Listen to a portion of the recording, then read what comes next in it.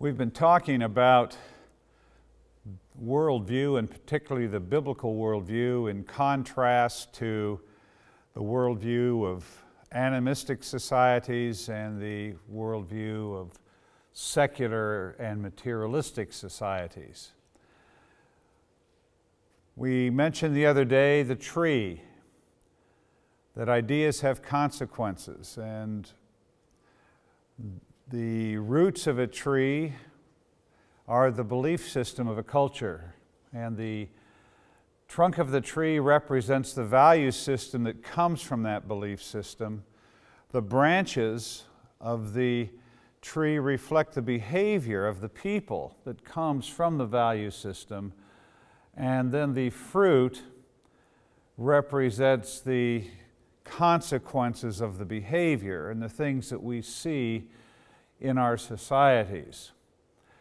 What we want to do today is give you a practical tool on how you can begin to examine some of the things in your society that are hindering your society, that are keeping it from flourishing, that are keeping it from becoming all that God intends for it to be.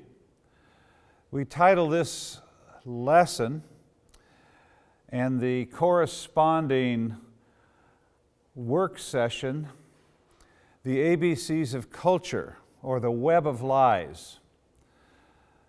You'll see why we call it the ABCs of Culture in a few minutes, but the Web of Lies is, if you think of the web of a spider that entangles you and keeps you from functioning, keeps you from flourishing.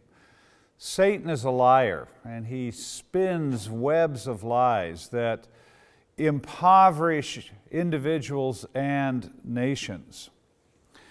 I'd like to begin by giving you a couple of illustrations.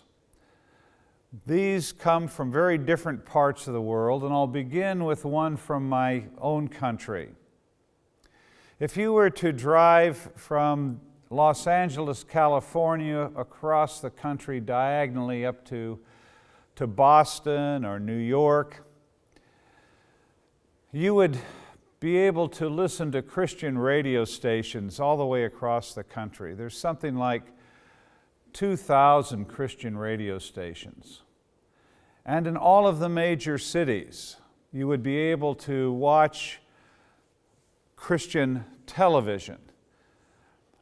There's something like 200 Christian television stations around the country. There are Christian primary schools and secondary schools. There's Bible schools, there's Christian colleges, there's Christian universities, and there's even Christian graduate schools. There's Christian newspapers and Christian magazines. If you were to color the United States Christian by color, you would color her Christian. And yet today, we kill 1.2 million babies a year through abortion. Yet today, within the church, the breakup of families is approaching that of the breakup of the society as a whole. Today in the state of Oregon, they've passed a law that allows for physician-assisted suicide. It's nicely called, nicely packaged, death with compassion, or a compassionate ending to life. But what it is allowing doctors to murder their patients. And this trend is only growing in this country. So what's wrong with this picture? So many churches, so much Christian media and communication systems, and yet so much brokenness. What's wrong with this picture? The second illustration is from a friend of mine named Silvio. Silvio, at the time he told me this story, was a nurse. He worked for Youth with a Mission and he worked on a boat on the Amazon River, and this boat would go up and down the Amazon River. And Silvio was part of a medical healthcare team. And they would get off the boat and go up into the tributaries of the Amazon as far as they could in a canoe, and then if they had to, they would walk further to these very remote villages. And Silvio told me that 35 years ago there were no Christians in this part of the world. These were unreached people groups. But missionaries came in, preached the gospel, and planted churches. And then they would go deeper into the jungle and they would preach the gospel and plant churches. And now all over this region of the Amazon, there are churches and Christians. And Silvio said when he goes into these communities, he is really troubled. These communities are so poor that the men in the communities sell their daughters' sexual services for cash. And he said the thing that really makes him cry is that the Christian fathers sell their daughters' sexual services for cash. What's wrong with this picture? The next illustration comes from a major global missions conference that took place a dozen years ago. There were 2,000 missionaries that gathered from all over the world. And one of the leading missions strategists in the world was tasked with telling the history of global missions. And every day he would speak in plenary session, following the flow of missions around the world. And he started out with a PowerPoint that showed how the whole world was unreached and the church was very, very small. And as we moved through time, the church grew larger and larger, and the numbers of people to be reached grew smaller and smaller. On his last day, he said to the missionaries gathered, "We are the first generation in the history of missions that can see the end of the Great Commission." And that statement sent electricity through the crowd. And they all stood and gave him a standing ovation. To think 2,000 years of missions history. And we now, with the numbers of churches and numbers of Christians in the world, and the fewest number of unreached people groups ever, we now can see the end of the task, and it can be fulfilled in our lifetime. And as a missionary, sitting there hearing that, just to think, I can be part of the generation that completes the task. After he finished talking, the next person to stand up was going to give a case study of how missions had come to her country and had impacted her country. And she came up and told how in her country 100 years before you could count the number of Christians on your hands. There were very few. How missionaries came and preached the gospel and planted churches.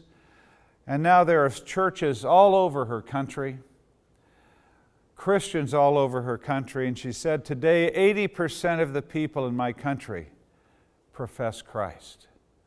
And there was wonderful applause. Isn't this a great case study? There were no Christians 100 years ago. Now 80% are Christians. This is a great story. And then she said, do you want to know where I've come from? And there was this long pause. And she said, I've come from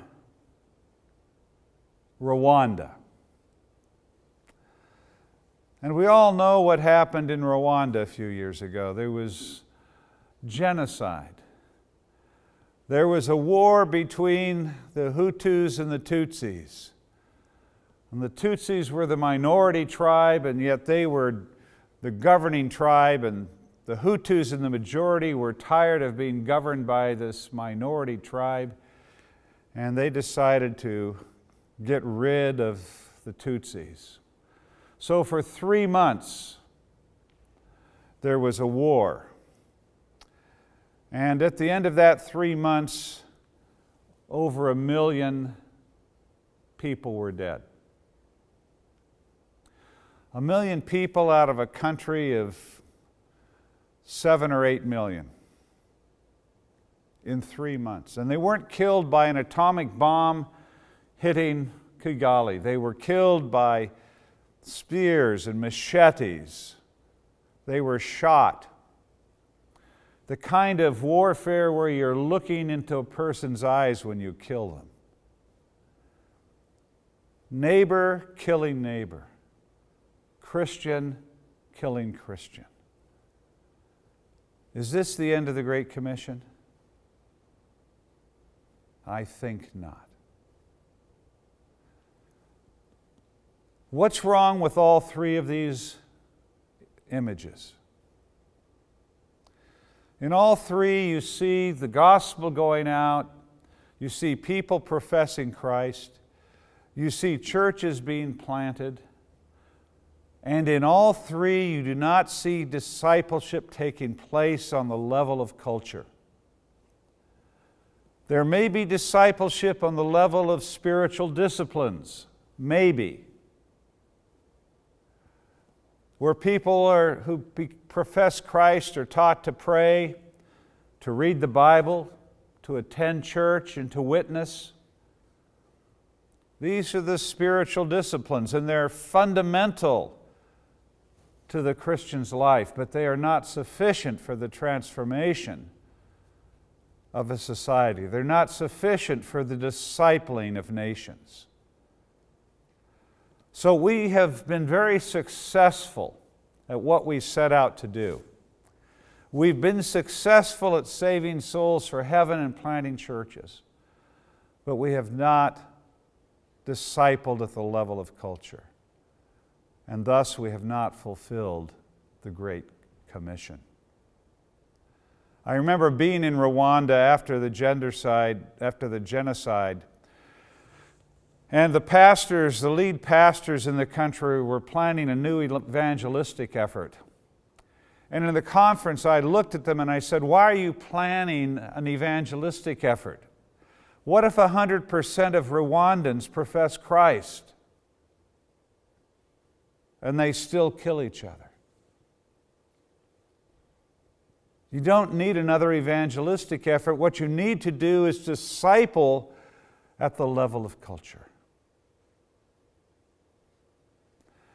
Now, I'd like you to think for a few minutes, what other issues can you see, other situations where there has been evangelism and church planting, but where you have seen very little results? And what does this mean for the task of the church?